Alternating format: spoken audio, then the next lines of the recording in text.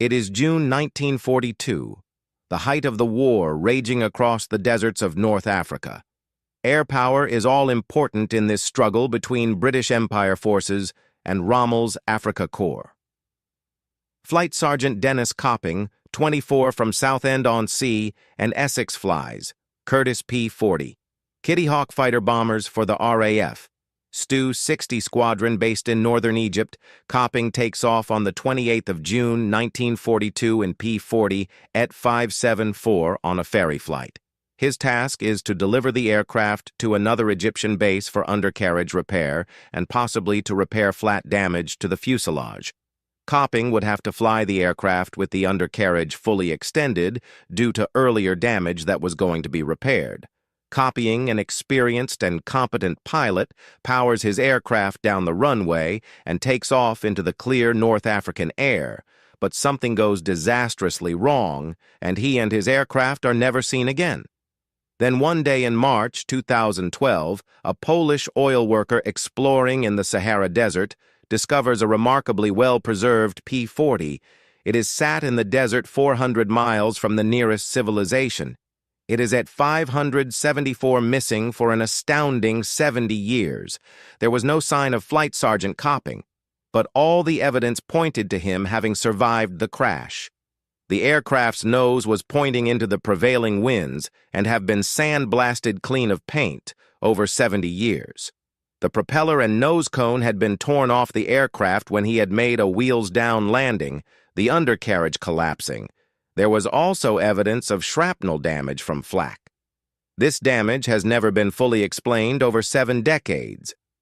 In the desert, the wind had destroyed the fabric covering the tail sections, but the RAF roundels on the sides of the fuselage were still visible. The aircraft's guns were still fully loaded. Efforts were made to try to find out the fate of Flight Sergeant Copping. Parts of her parachute were found close to the wreck, indicating that he had set up a camp whilst awaiting rescue. But no rescue ever came later. Searchers revealed human bones, an RAF brass button, and another piece of parachute 3 miles from the wreck, perhaps indicating that Copping had eventually tried to walk out of the desert and perished in the attempt today. At 574 sites outside the War Museum in El Alamein, Egypt, after a deal to bring her to Britain fell through. She's been rather badly restored and sports an incorrect color scheme. But she has been saved from scrapping S for Flight Sergeant Copping. Identifying his remains have proved difficult. He is still in the desert somewhere near the crash site. It's April 1945. And in the skies over Germany, a battle is underway. This is not just a battle between Axis and Allies, but is also a clash of the technology of the age. In one corner is the pinnacle of the established technology of piston engines and propellers, the P-51D Mustang. Powered by a Packard Merlin engine, it had a top speed of 440 miles per hour, and with its external tanks, it has the range and capacity to escort American bombers all the way to Berlin and back. The training manual called The Long Reach, it said, where the bombers go to bomb, the fighters go to protect them. In the other corner, the Germans have produced the technological marvel that is the Me-262. This is the dawn of the jet age, and the twin-engined 262 is the Luftwaffe's answer to the continuous bombing raids over the skies of Germany. The 262 could reach well over 600 miles per hour in a dive and could climb at an incredible 10 meters per second. General Major Adolf Galland described the experience as, "It felt as if angels were pushing." Armed with 4 30mm cannons and up to 24 rockets, it also had the destructive power needed to wreak havoc in the heavens. Coming in on a fast dive, they could inflict their firepower on the bombers and get away before the escorting fighters even had a chance to intercept. If the P-51s did intercept, they were forced to drop their external fuel tanks to give them a chance. This meant that irrespective of the outcome of the chase, with minimal fuel, the P-51s would be forced to turn for home, leaving the bombers undefended for the Germans to pick off. But from 1944, it was stated that the first duty of the 8th Air Force fighters was no longer to bring the bombers back alive, but instead was to destroy German fighters. This led the P-51s to roam more offensively, which also led to some incredible engagements of P-51s versus Me-262s. When on April the 10th, 1945, over 1,200 bombers and 900 fighters from the 8th Air Force were over Germany, Lieutenant Walter Hagener was in one of two Me-262s from JG-7 sent to intercept. He describes the engagement as follows. We received no instructions from the ground when airborne. Our task was merely to engage bombers over Berlin.